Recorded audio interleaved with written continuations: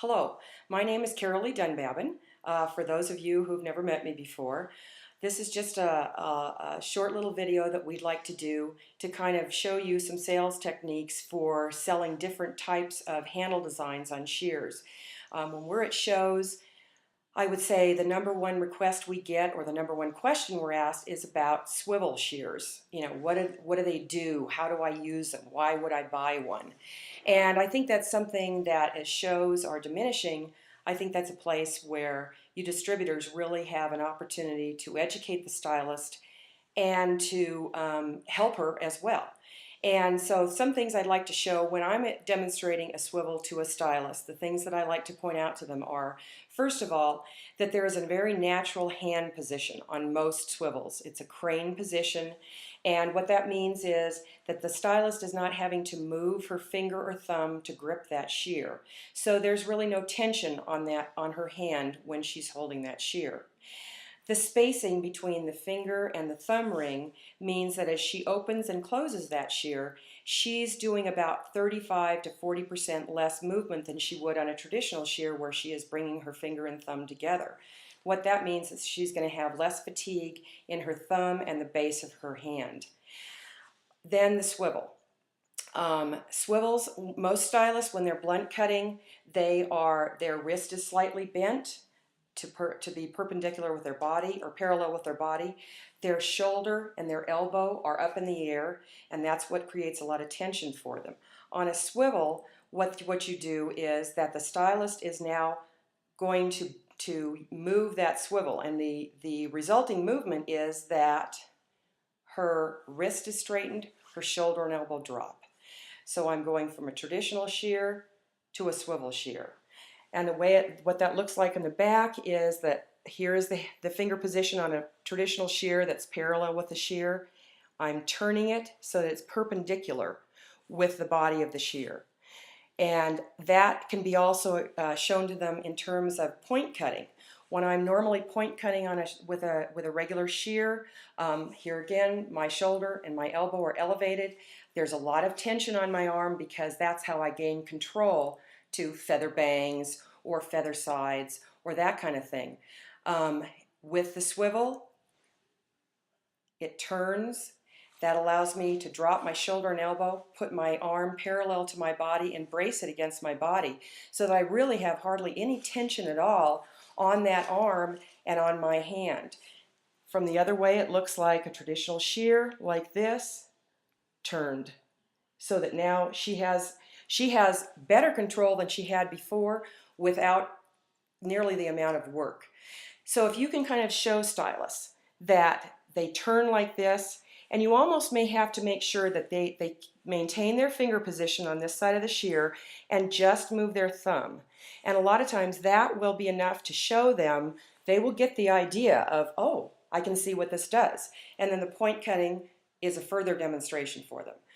What I like to do on swivels, if they've never had one before, is to have them just sit in front of the TV the night before, the night that they buy it, and to just maneuver the shear in their hand to kind of see what the movement is like.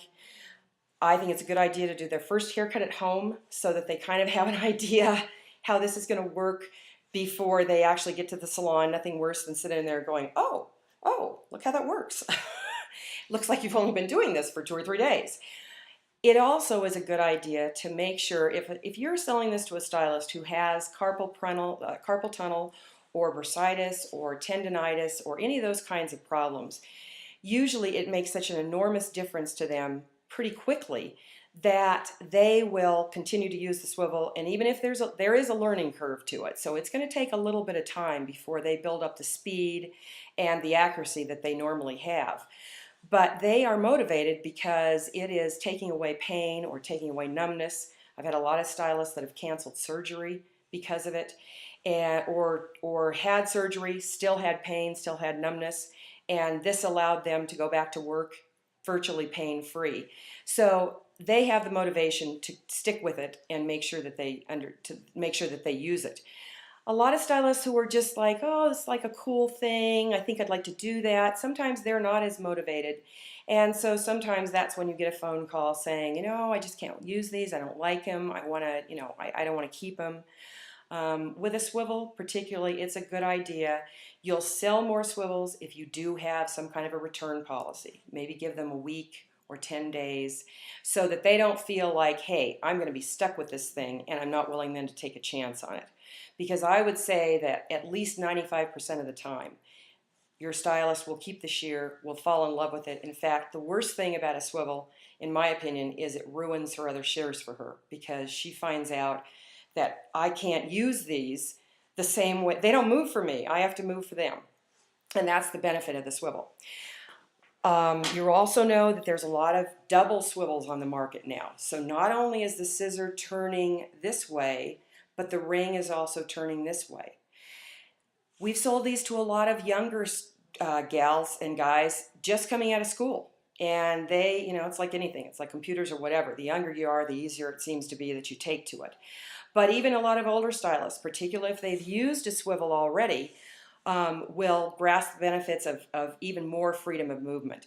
The disadvantage to these shears is there is a little more weight involved. Also, there's a little bit more broadness in the shear. So if you've got a gal that has a real tiny hand, make sure that she is using these shears in front of you so that you can see that she can palm them comfortably, that it's not getting in the way of her comb and that kind of thing. It's much better to eliminate the problem than to have to come back when she says, oh, well, I love the shear, it cuts great, but I just can't hold it in my arm, I keep dropping my comb. So a little bit of investigative work on your part will prevent any problems from happening later. Now let's say that you've got somebody who says, well, I love all these things, but I tried a swivel before, I can't get used to it, I don't care, but I like a lot of things about the swivel.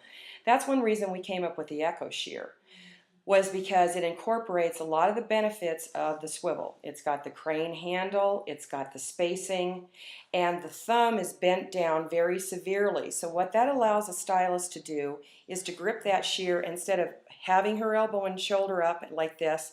She now has the opportunity, because this thumb is bent so severely, to go ahead and drop that shoulder and elbow to a considerable degree and to still be able to use the shear.